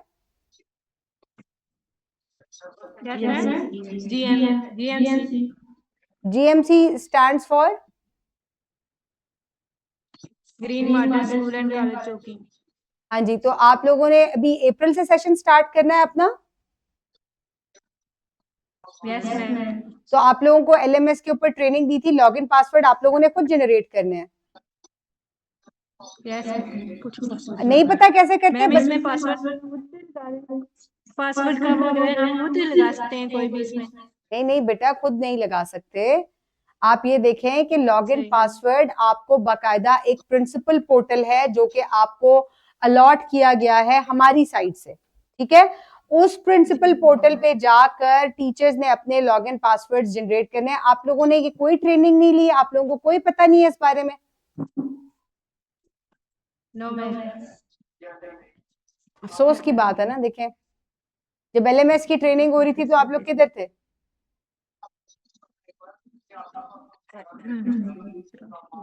अच्छा चले, परेशान नहीं हो इस बात में, आपको ये लॉगिन पासवर्ड जो है ये आप लोगों ने खुद ही जनरेट करना है प्रिंसिपल पोर्टल से इसके ऊपर, क्योंकि मेरी आज ये ट्रेनिंग नहीं है LMS की, वरना मैं आपको सिखा देती कि लॉगिन पासवर्ड कैसे जनरेट होता है, but because I am not training on LMS today, तो मैं LMS के ऊपर आज बात नहीं कर सकती। इनको मेरा मोहम्मद इनको मेरा नंबर लिख कर दे, बल्कि मेरा नंबर नहीं, आसिफ साहब के साथ आपका कांटेक्ट है, उनसे कांटेक्ट करें, उनका नंबर आपकी टीम के पास होगा, ठीक है सर, आसिफ से कांटेक्ट करें और उनसे जो है वो कहिएगा कि आपके जो प्रिंसिपल पोर्टल है वो, या अपनी टीम से पूछें, अपने जो फोकल पर्सन है वो आपको आपका वो देंगे प्रिंसिपल पोर्टल, और वहां आपने अपना लॉगिन पासवर्ड बनाना है, ना सिर्फ अपना बनाना है बल्कि अपने बच्चों का भी, स्कूल के बच्चों का भी बनेगा लॉगिन पासवर्ड। अच्छा, अब यहाँ से आपने बच्चों को फोकस दिखा दिया, और एक और चीज मैंने आपको दिखानी थी, LMS पे वापस जाइएगा। वीडियो बच्चों को कंप्लीट दिखाने के बाद यहां आपने सबसे पहले बच्चों से ब्रिजिंग करवाई थी, जब आपने बच्चों से ब्रिजिंग करवाई तो यहाँ पे टॉप पे फॉर्मेटिव चेक होता है। अब इस फॉर्मेटिव चेक में आपकी क्लास में जितने भी बच्चे हैं वो तमाम एंटर हुए होंगे, ग्रेड 1 में जो भी बच्चे पढ़ते हैं, आपने तमाम बच्चों को सिलेक्ट करना है, फिर उन बच्चों को, लेट्स सपोज तोकीर जो है वो एब्सेंट है या जुमीद जो है एब्सेंट है, हमने जुमीद को एब्सेंट कर दिया, बाकी बच्चे प्रेजेंट हैं, और आप हर बच्चे को कितने नंबर 5 में से देना चाहते हैं ब्रिजिंग के, लेट्स सपोज तमाम ही बच्चे गर्ल और बॉय सर्कल कर सकते हैं, तो हम बच्चों को 5 मार्क्स दे देंगे, और या लेट्स सपोज इस बच्चे ने 7 वाले बच्चे का देखा या तंग कर रहा था तो आप उसको 4 दे दें, और उसको बताएं भी, आप उसके सामने ये चेक करें, and then you are going to submit the result. जब आप इसको सबमिट कर देंगे तो ये देखें, ये ग्रीन कलर का एक मार्क यहाँ पर ओपन हुआ हुआ है, ये आपका रिजल्ट सबमिट हो गया, ठीक है। यहां से आप वापस बैक करेंगे, सॉरी यहां पर आप आ जाए, ठीक है। आपने बच्चों को फोकस करवाया, फोकस करवाने के बाद आप बच्चों से फॉर्मेटिव चेक करेंगे, what is your name, how old are you, तमाम बच्चे आपको ये बात बताएंगे, और फिर go to the workbook page 2 for class work activity. अब यहां से आप वर्कबुक के पेज के ऊपर जाएंगे, ये वर्कबुक का पेज आ गया, और ये वर्कबुक का पेज भी ओपन होगा, बच्चे अपनी वर्कबुक भी ओपन करेंगे, और साथ साथ आप क्या करेंगे, आप बच्चों को ये काम करवाएंगे। अब लेट्स सपोज आप कह रहे हैं कि कुछ बच्चे जो हैं वो काम नहीं कर रहे या उनको करने में मुश्किल हो रही है, तो आपके पास अनसॉल्व वर्कबुक का पेज भी है, और आप आंसर पे क्लिक करेंगे तो आपके पास सॉल्व 1 भी मौजूद है। हमने क्या किया, एक तरफ से हमने अनसॉल्व लिया और दूसरी तरफ आंसर पे क्लिक किया तो हमारे पास सॉल्व आ गया, ठीक है। ये चीज इतनी समझ में आ गई?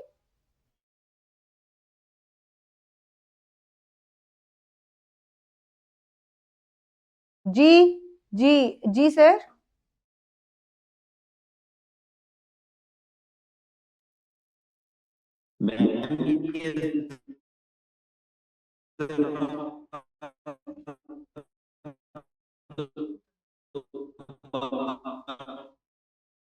तो आपकी आवाज कट रही है, I think you have an internet issue.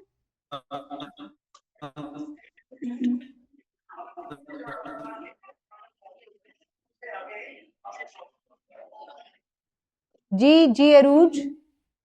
अस्सलाम वालेकुम। जी वालेकुम अस्सलाम।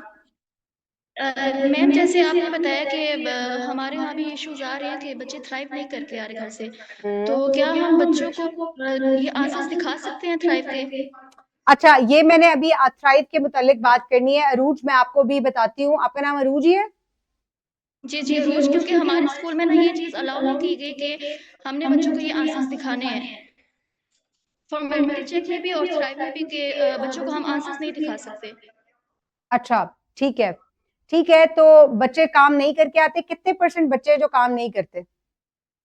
ऑलमोस्ट 20 to 30% बच्चे, मोस्टली बच्चे करके आते हैं, मगर जो बच्चे हैं वीक हैं वो नहीं करके आते। आपकी क्लास में क्या स्ट्रेंथ है? मेरी क्लास में 25। और कितने बच्चे नहीं कर रहे? 5 बच्चे? ऑलमोस्ट 10। 10 स्टूडेंट्स नहीं कर रहे। दैट इज नॉट 20 to 30%, ये 20% स्टूडेंट्स नहीं है, ये आपकी ऑलमोस्ट 50% स्ट्रेंथ है, ऑलमोस्ट 40% स्ट्रेंथ है आपकी क्लास की। जी। तो मैं तो ये पूछना चाह रही हूँ कि क्या हम बच्चों को आंसर्स दिखा सकते हैं? आप ये देखिए, पहले तो अरूज आप मुझे एक बात बताएं, आप कौन से ग्रेड को पढ़ा रही हैं 1 to 5 और ये कौन से ग्रेड में इशू है? ये मोस्टली ये जो छोटे बच्चे हैं 1 to 3 के 4-5 के जो बच्चे वो अक्सर करके ला रहे हैं। 1 2 3 में भी कौन से बच्चे नहीं कर रहे?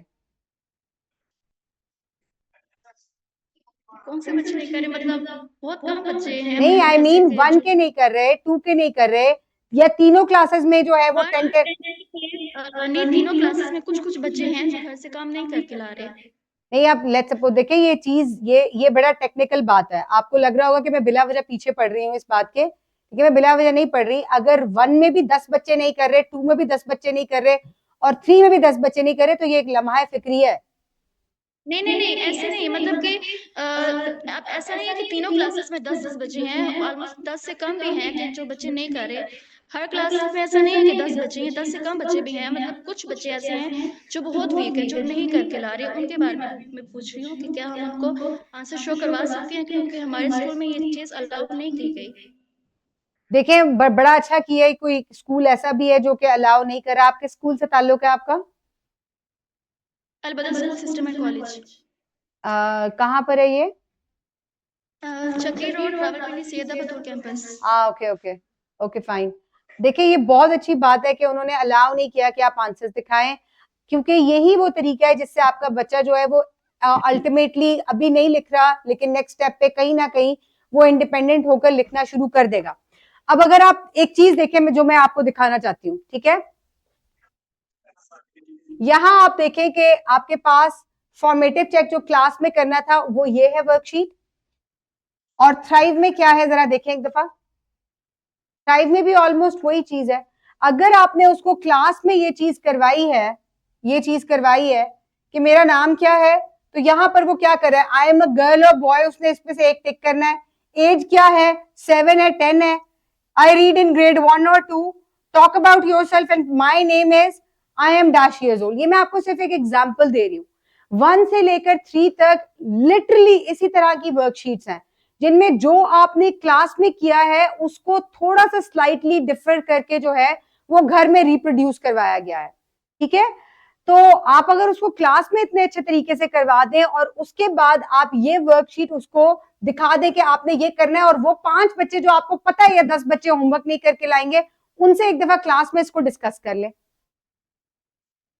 और अगले दिन, क्योंकि आपने यहाँ पर, आपको तो पता है, आप तो ये चीज कर रहे हो बच्चे, अरूज आप तो ये कर रहे हो, अब आप फॉर्मेटिव चेक जब खोलोगे तो सबसे पहले वो जो 5 बच्चे जिनको आपने अब थ्राइव के लिए नंबर देने हैं अगले दिन आकर, उनकी कॉपियां खुलवाएं सबसे पहले, और सबसे पहले उनको एब्सेंट मार्क करें आप, क्योंकि आपके पास 1 से 5 तक का जो है वो मार्जिन है। आप उनको थ्राइव में एब्सेंट मार्क करें और आप उनको बताएं कि बाकी सब बच्चों के लिए क्लैपिंग करवाएं, मार्क्स उनको ज्यादा दें कि ये बच्चा होमवर्क करके आया है। इवन दो अगर किसी बच्चे के होमवर्क के अंदर मिस्टेक्स हैं but he has attempted the thrive, आप उसको 100% मार्क्स दें एक दफा। ये स्लो एंड ग्रेजुअल प्रोसेस है, फिर आप उसका डिफिकल्टी लेवल जो है इसको वो करें, आगे करें। ठीक है, और फिर क्लैपिंग करवाएं। आप ये देखें कि 4 दिन के बाद वो बच्चा खुद होमवर्क करेगा और फिर क्लास में उठाकर उससे होमवर्क करवाएं, ब्रेक बंद कर दें, होमवर्क करवाएं उससे। ठीक है, so these are some of the practices जो कि मैंने खुद एज अ टीचर की हुई है। कि मैं आपसे हवाई बातें नहीं करी, जब तक आप बच्चों के साथ ये नहीं करते बच्चे काम नहीं करके लेकर आएंगे। और अगले दिन अगर आके हमें बच्चे से वो काम करवाना है तो क्या हम बाद में अगले दिन नेक्स्ट डे हम उसके मार्क्स लगा सकते हैं थ्राइव के? हाँ हाँ लगा सकते हैं, हाँ। ठीक है, क्योंकि हमें ये कहा गया है कि जो बच्चा थ्राइव नहीं करके आएगा उसको आपने 1 मार्क देना है, एब्सेंट नहीं करना उसको। नहीं, आप उसकी मार्क देना है ये आप डिस्कस करें और उसको एक दफा एब्सेंट मार्क करें। आप देखिए, आपने उसको बाकी फॉर्मेटिव चेक में और उसको ब्रिजिंग में आपने उसको प्रेजेंट किया हुआ है, लेकिन देखिए इसी वजह से हर चीज जो है वो अलग-अलग है। कल किसी ने मुझसे एक बड़ा अच्छा सवाल किया कि जब हम ब्रिजिंग करा रहे होते हैं अक्सर बच्चे लेट आते हैं, तो हम उसको क्या करें? मैंने कहा एब्सेंट मार्क करें ब्रिजिंग में उसकी, ताकि उसको पता चले ना कि मैं कोई देयर आर सम कॉन्सिक्वेंसेस, ये चीज अगर नहीं होगी तो उसके कॉन्सिक्वेंसेस है। ये असेसमेंट यहाँ पर फॉर्मेटिव चेक डालने का और हर चीज को नंबर देने का मकसद ही ये है कि आप बच्चों को अकाउंटेबल बनाएं। देखिए, जब भी किसी चीज की अकाउंटेबिलिटी होती है, इशारा तोड़ोगे तो ये हो जाएगा, तो हम उसका ख्याल करते हैं। सीट बेल्ट अब पाकिस्तान में तमाम लोगों ने लगानी शुरू कर दी क्योंकि 5,000 रुपए चालान होता है, उससे पहले कोई भी नहीं लगाता था। So when you are going to make your kids accountable, आपके बच्चों के अंदर सेंस ऑफ रिस्पॉन्सिबिलिटी आना शुरू हो जाएगी, राइट? आपका बहुत Yes, वैलिड ma'am. क्वेश्चन था अरूज, बहुत अच्छा क्वेश्चन था, गुड जॉब। और इसको प्रैक्टिस करो, एंड अगर आपको नहीं समझ में आती तो stay connected with your academic advisor. आप उनसे भी बात करके अगर मुझसे बात करना चाहेंगी तो I can help you out even then. Okay Okay, ma'am. जी, कोई और क्वेश्चन है? उनका सवाल था। अहमद म्यूट क्यों किया है? जी अहमद जी। असेसमेंट्स के बारे में मेरा आपसे क्वेश्चन था कि जो असेसमेंट्स दी गई हैं वो वर्कबुक के लास्ट में एक साथ दी गई हैं सब चैप्टर्स की, ठीक है? जी तो अगर हम बच्चों से फर्स्ट असेसमेंट ले रहे हैं, फर्स्ट यूनिट कंप्लीट होने के बाद बच्चा वो हमें करके दे रहा है, मगर अब यहाँ पे बच्चों को आइडिया हो गया कि जब हमारी अगली असेसमेंट है उसमें ये क्वेश्चंस आ रहे हैं, वो बच्चों को पहले से वो बच्चे देख रहे हैं कि हमारा जो नेक्स्ट टेस्ट है वो क्वेश्चंस बच्चों को दिए गए हैं, उसमें बच्चे देख रहे हैं। तो क्या आई डोंट थिंक सो कि मैम कि बच्चों को पहले से आइडिया होना चाहिए कि नेक्स्ट टेस्ट में हमारे कौन से क्वेश्चंस आ रहे हैं। देखिए, जो आपको end of the book assessment दी गई है ना, जो कि आपको चैप्टर एंड असेसमेंट्स हैं, तो वो आपको एक एज एन आइडिया दी गई है। आप वो असेसमेंट चेंज भी कर सकते हैं, ठीक है? और अगर आपका बच्चा इतना विजिलेंट है कि वो ये देख रहा है और वो उसको स्लाइटली प्रिपेयर भी कर लेता है, इसमें बुरी बात क्या है? आपने वही उस तरह के सवाल जो है वो आगे पेपर में भी देने हैं। वो अगर उस तरह से तैयार क्वेश्चंस हम चेंज कर सकते हैं उस असेसमेंट के। बिल्कुल बिल्कुल बिल्कुल, ओके, ठीक है? जी, thanks ma'am. No problem no problem. और सर, आपकी आवाज कट गई थी, आप प्लीज अनम्यूट करें। आपका जो क्वेश्चन था हम दोबारा ले लेते हैं। आपका जो ये सर है, ये इधर जिनका ये, हाँ जी, ये वाले।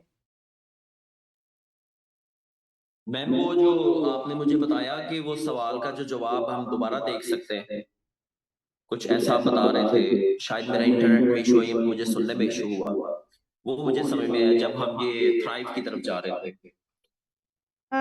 हाँ जी सर, देखिए, जब आप यहाँ से, ये हमारे पास ये है ना, तो आपके पास सॉल्व्ड और अनसॉल्व्ड दोनों चीजें हैं। फॉर्मेटिव चेक में भी आपके पास एक अनसॉल्व्ड वर्कशीट होगी जो कि बच्चों की किताब के अंदर मौजूद है, ठीक है? पेज नंबर भी लगा हुआ है। सॉरी, वो मुझे हो गया क्लियर, मैं समझा ठीक हो शायद गया? आप कुछ और बता रही हैं। अच्छा, Sorry मैं about it. इसके अलावा एक और चीज मैं आप लोगों को जो बताना चाह रही थी वो ये है कि जब आपने फॉर एग्जांपल यहाँ पर जो अभी अरूज थी, अरूज ने कहा कि हमें अलाउ नहीं है, वेल एंड गुड, लेकिन कुछ स्कूल्स ये कहते हैं कि हमें पेरेंट्स की तरफ से इश्यूज आ रहे हैं, बच्चे नहीं काम कर रहे और उनको हेल्प चाहिए। तो there is a very important thing, या अगर आपका लेट्स सपोज कोई बच्चा जो है वो एब्सेंट हो जाता है, तो आपके एलएमएस में ही एक चीज है असाइन वर्कशीट, ठीक है? जब आप असाइन वर्कशीट पे आ जाएंगे तो अगेन आपको क्लासेस शो हो जाएंगी।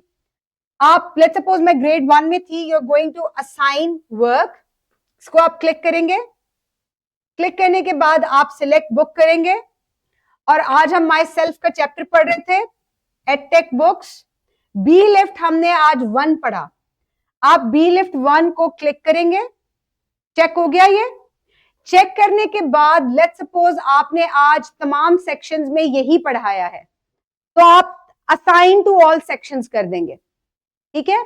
अगर आपने ये सिर्फ जिस सेक्शन में आप जिस क्लास में गए उसी में पढ़ाया है तो आप सिर्फ उधर ही असाइन कर देंगे, ठीक है? Otherwise assign to all sections कर दें, तो आपके जितने भी सेक्शंस हैं उनमें तमाम बच्चे जब अपना लॉगिन पासवर्ड डालेंगे तो उनको सोशल स्टडीज के सब्जेक्ट में ये बी लिफ्ट शो हो रहा होगा। अगर आप उनको कुछ असाइन नहीं करेंगे तो उन्हें कुछ भी शो नहीं होगा, ठीक है? तो आप डेली बेसिस पे बच्चों को ये असाइन भी कर सकते हैं। जब आप ये उनको असाइन कर देंगे तो असाइन करने के बाद उनके पोर्टल पे उनको ये B lift, formative check, focus, ये तमाम चीजें शो होनी शुरू हो जाएंगी। तो वो जब इनको क्लिक करेंगे तो वो आंसर्स भी देख सकते हैं, वो वीडियो को भी दोबारा रीवॉच कर सकते हैं एंड सो ऑन, ठीक है? तो ये आप बच्चों को इस तरीके से हेल्प आउट कर सकते हैं। ये जो बच्चे एब्सेंटीज होते हैं, ये उनके लिए बहुत आसान चीज है कि उनको क्लास वर्क भी मिल गया, उनको लेक्चर भी मिल गया, उन्होंने ब्रिजिंग कैसे करनी है उनको वो चीज भी मिल गई, तो ये चीज बहुत ज्यादा इंपॉर्टेंट है। अक्सर बच्चे जो हैं वो रेगुलर नहीं होते, तो आप उनको ये असाइन कर सकते हैं ऐसे। ठीक हो गया? तो ये चीज भी मैं एक आप लोगों को बताना चाह रही थी। तो अरूज, अगर आप ये करना चाहो तो ये कर सकते हो, बट आई डोंट, मैं ये चीज पर्सनली, मैं ये सिर्फ एब्सेंटीज के लिए जो है मैं इस चीज को सपोर्ट करती हूँ। अदरवाइज अगर आप अपने बच्चे को ये दे देंगे तो आपका बच्चा यहीं से देखकर करेगा, वो खुद कोई अटेम्प्ट नहीं करेगा। ये इंसान की फितरत है कि वो खुद अटेम्प्ट नहीं करता। बहुत कम लोग होते हैं जो कहते हैं कि मुझे खुद अटेम्प्ट करने दें, मैं देखना नहीं चाहता answer. Interest me on this, मेरी बेटी जो है, मैं कोई तारीफ नहीं करी उसकी, लेकिन मैं उसको अगर कोई आंसर बताने की भी कोशिश करूं तो वो कहती है मुझे खुद करने दे, और मुझे बड़ी खुशी होती है। मैं बहुत खुशी महसूस करती हूँ कि मैं इसको हेल्प करी, और ये कह रही है नहीं नहीं मुझे खुद करने दे, मुझे खुद करने दे। तो आप भी अपने बच्चों को कोशिश करें, उनको ये कॉन्फिडेंस दे कि जो आप करेंगे वो ठीक होगा। और ये कॉन्फिडेंस यूजुअली स्कूल देता है, पेरेंट्स भी नहीं दे सकते ये कॉन्फिडेंस, ये स्कूल से कॉन्फिडेंस आता है। ठीक है, तो ये आप लोगों के लिए एक और चीज हो गई। इसी तरीके से आप लोग बाकी तमाम क्लासेस जो हैं उनको भी एक्सेस करेंगे, लेकिन आपको उसके लिए दोबारा कहाँ जाना है? एकेडमिक मटेरियल में जाना है। ये एकेडमिक मटेरियल में मैं आ गई, और अब वापस जो है हमें रेगुलर जिस तरह हमने क्लास में जाके पढ़ाना है हम वहां जाएंगे। लेट्स सपोज हम ग्रेड 5 में चले जाते हैं, और ग्रेड 5 में एक्सप्लोर अगेन, क्योंकि मैं सिर्फ सोशल स्टडीज पढ़ा रही हूं तो मुझे सोशल स्टडीज अलॉट हुआ है। सिलेक्ट बुक, और इसी तरीके से सबसे पहले कवर पेज दिया गया है, इसमें आपको पूरी yearly planning, first term second term, कितने वीक्स में पढ़ानी है, कितने डेज आपने इसको देने हैं, ये तमाम चीजें मिल जाएंगी। एक नजर देख लेते हैं इसको, क्योंकि इसकी प्लानिंग स्लाइटली 1 till 3 से डिफरेंट है। यहां पर आप आ गए तो दूसरा पेज किधर है? अच्छा, इसका अनफॉर्चुनेटली इसका भी पेज नहीं लगा हुआ, ये मैं चेक कर लेती हूँ। दिस इज एन इशू, ये मैं चेक कर लेती हूँ।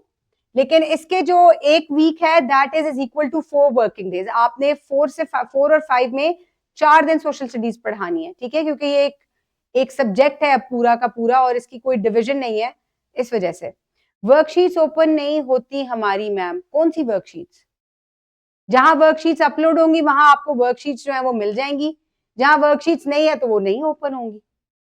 तो स्लोली एंड ग्रेजुअली हम वर्कशीट्स जो हैं we are going to upload them, क्योंकि फिलहाल तो आप कौन सी वर्कशीट्स कराना चाहते हैं? अभी तो आप प्रैक्टिस बुक ही करवाएं ना, उसके साथ हम अगर कोई इंटरैक्टिव वर्कशीट डालेंगे तो वो आपको फिर शो होनी शुरू हो जाएगी। ठीक है अरूज?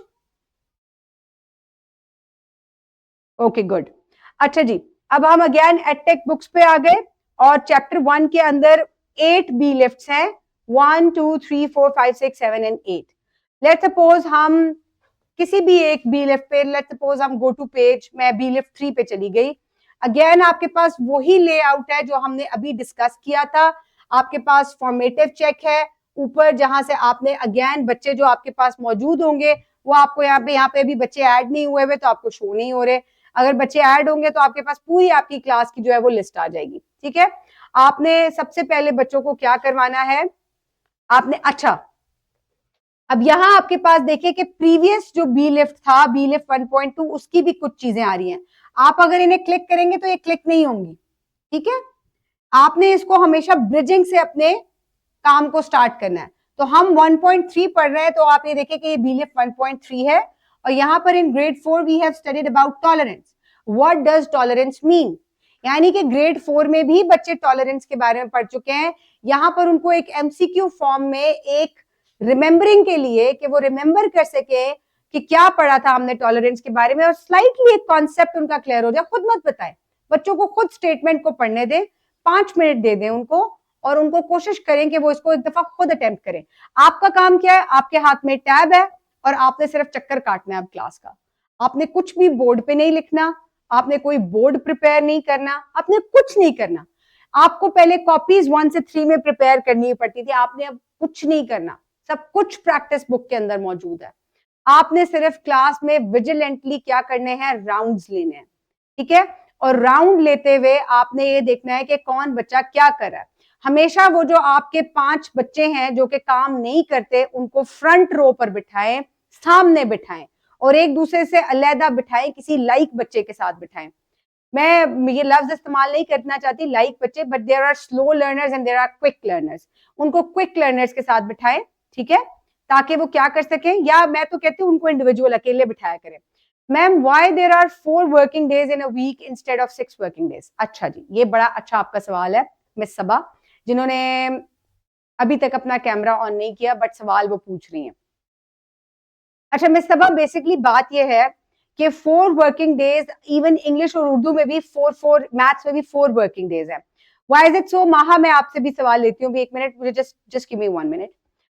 4 वर्किंग डेज इसलिए है कि समटाइम्स आपको जो यहाँ पर एक चीज दी गई है कि आपने जो है ये काम इस तरीके से करना है, आप इसको ये करवाएंगे, ये करवाएंगे, ये करवाएंगे। लेट्स सपोज आपका वो काम कंप्लीट नहीं होता, तो आपके पास ऑप्शन है कि आप उसको आगे भी किसी दिन के अंदर जो है वो कंप्लीट करवा सकते हैं। लेट्स सपोज कोई सब्जेक्ट जो है वो ज्यादा डिमांड कर रहा है वर्किंग आवर्स की, तो आप उनको वहां पर भी पूरा कर सकते हैं। 4 वर्किंग डेज जो है ये करिकुलम कहता है कि एक हफ्ते में इस सब्जेक्ट को इतना ही टाइम मिलना चाहिए, ठीक है। बाकी आप दिनों में क्या करवाएंगे? आप बच्चों को एक्स्ट्रा करिकुलर एक्टिविटीज करवाएं, जो कि हमारे स्कूलों में नहीं करवाई जाती। वो नहीं करवा सकते क्योंकि स्कूल हमारे यहाँ छोटे होते हैं, प्लेग्राउंड वगैरह नहीं होते। तो आपने क्या करना है, इंग्लिश, मैथ्स, उर्दू, या अगर इन्हीं सब्जेक्ट्स के अंदर कोई लैक या आप पीछे रह जाते हैं, तो आपको वो सब्जेक्ट्स जो है वो, या वो पीरियड जो है वो वहां अलॉट किया जा सकता है। जी महा, अब आप अनम्यूट करें।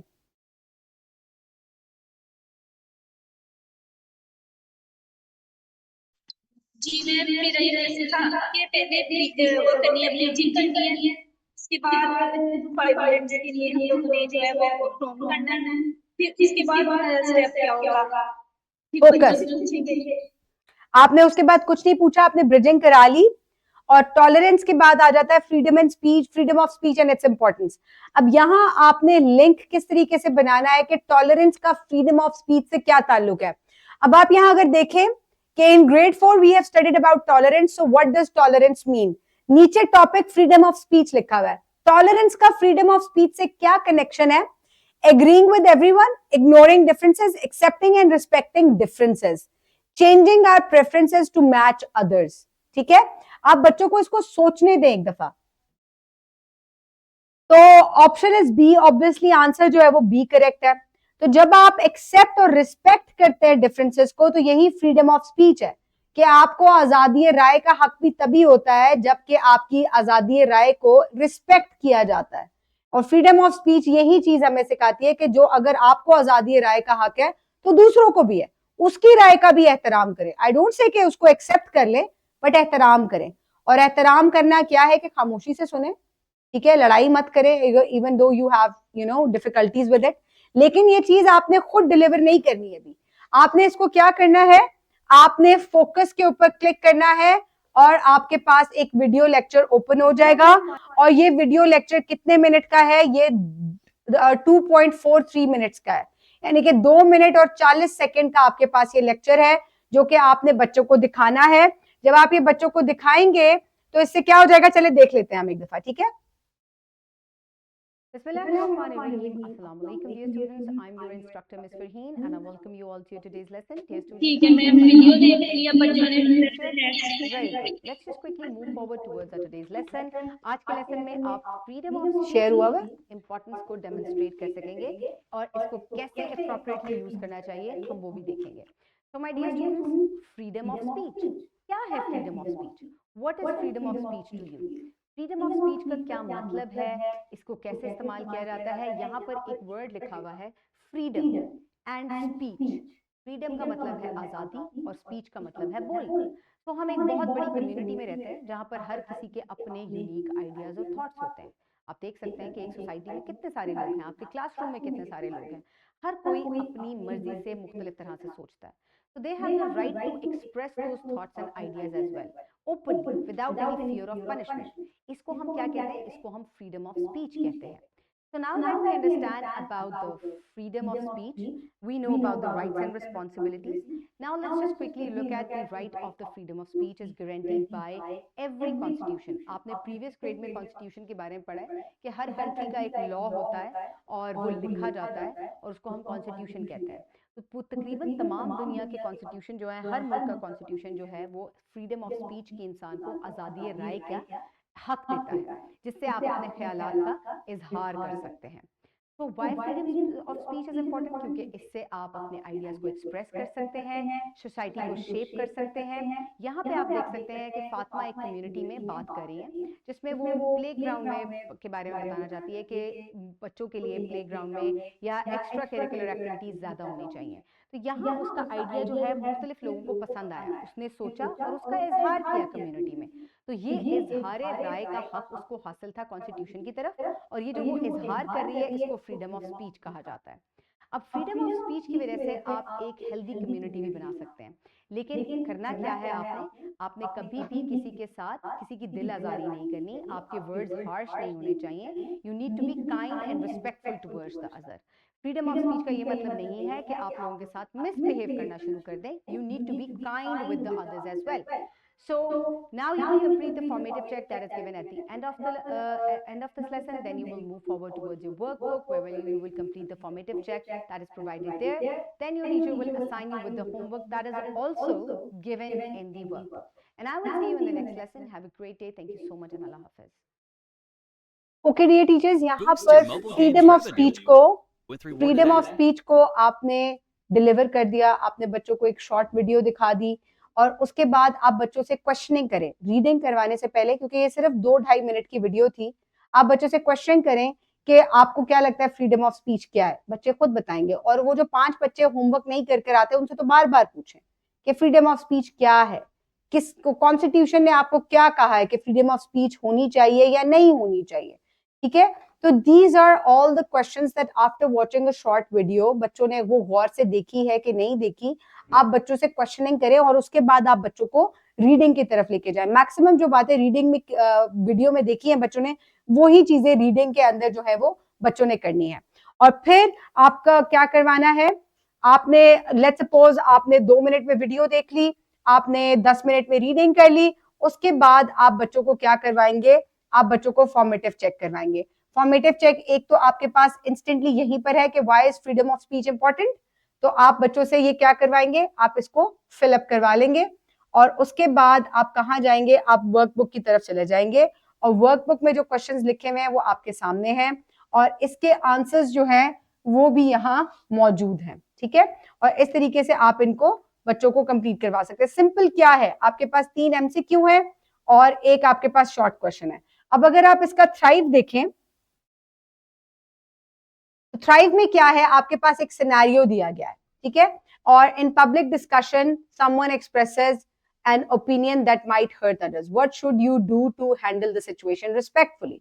ठीक है, कि अगर पब्लिक में कोई डिस्कशन हो रही हो और कोई अपना ओपिनियन दे जिससे दूसरे हर्ट हो, तो आपको उस सिचुएशन को रिस्पेक्टफुली कैसे हैंडल करना चाहिए। बच्चों से ये क्लास में भी आप डिस्कस कर सकते हैं, अदरवाइज आप बच्चों को आइडियाज जो है वो एक दफा शो भी कर सकते हैं ताकि बच्चे घर जाके आंसर जो है वो रिप्रोड्यूस कर ले। ठीक है, आप रिस्पेक्टफुल रहें, ठीक है, हर्ट ना करें दूसरों की फीलिंग्स को। तो ये वो कुछ चीजें हैं जिनसे आप रिस्पेक्टफुली हैंडल करेंगे। अगर कोई दूसरा बदतमीजी कर रहा है और आप भी बदतमीजी करनी शुरू कर दे तो फिर उसके बाद क्या चीज होगी, अगली दफा आपकी फाइट शुरू हो जाएगी और वो कैसे होगी, वो हाथों और पांव से होगी। तो ये वो तमाम चीजें हैं जिसके थ्रू आप बच्चों को ये काम करवा सकते हैं। बट डू रिमेंबर कि आपने साथ साथ फॉर्मेटिव असेसमेंट जो है वो बच्चों की कंप्लीट करते रहनी है, वो भूल नहीं जाना। ठीक है, बच्चों के साथ लग के डोंट फॉरगेट इट। यही वो आपका तरीका है जिसके जरिए आप क्या करेंगे, आप बच्चों को कंट्रोल कर सकते हैं क्लास के अंदर। टीचर्स, यही वो चीजें हैं जो कि मैंने आपके साथ डिस्कस करनी थी। LMS, bridging, formative check, thrive, learning outcome, curriculum, exactly ये तमाम चीजें करिकुलम के अंदर डिस्कस्ड हैं। हमने उसको मॉडर्न टेक्नोलॉजी के थ्रू जो है वो आपको दे दिया। आप लोगों को ना लेसन प्लानिंग करनी है, अब ना आप लोगों ने बोर्ड प्रिपेयर करना है, आप लोगों ने सिर्फ बच्चों को लुक आफ्टर करना है by taking rounds in the class. ठीक है, और ये जो तरीका है ना पढ़ाने का, इससे आपकी अपनी बहुत ज्यादा ग्रूमिंग होगी, आप लोग खुद बहुत ज्यादा विजिलेंट हो जाएंगे। ठीक है, आप लोगों के कोई क्वेश्चंस हैं तो आप लोग मुझे बता सकते हैं, otherwise from my side I am finished.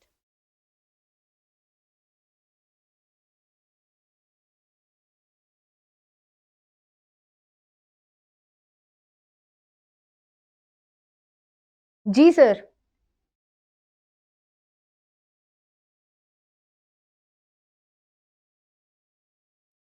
जी अस्सलाम वालेकुम मैम। जी वालेकुम अस्सलाम जी सर। इस आज का लेक्चर जो है वो बहुत ज़्यादा इंफॉर्मेटिव था मेरे लिए, और क्योंकि कल मैं जो था वो सर ज़िया के लेक्चर में था, तो सर ज़िया के लेक्चर में भी मेरी तबीयत ठीक नहीं थी, आज भी ठीक नहीं है। मैं अब्दुल मनान के स्कूल के रेफरेंस से बात कर रहा हूँ। ओ अच्छा अच्छा सर। अब आपको याद आ गया होगा। सर आप मनान साहब के कजन हैं? जी मिस एक्सपोज ना करें। अच्छा सर। Okay sir. ये ज़रा पॉलिसीज के अगेंस्ट होता है, हम अपने आप को बचा के रखते हैं। Okay okay sir.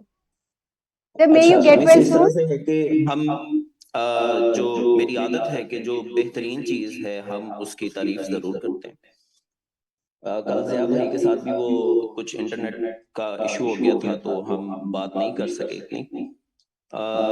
बहुत ज़्यादा इंफॉर्मेटिव चीज़ है जी। अब आप हमारे उस्तादों में शुमार करते हैं जी, और माशाल्लाह से सारी चीज़ें बड़ी अच्छी हैं। हमसे भी काफ़ी गलतियां हुई हैं शुरू में, जैसे ये हमारी बड़ी प्यारी बहन है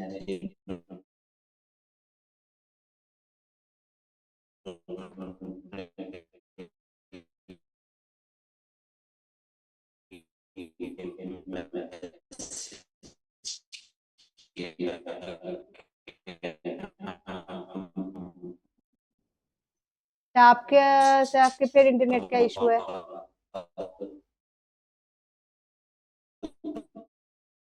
फोन को भी आवाज हमारी जा ही नहीं रही। तो आपके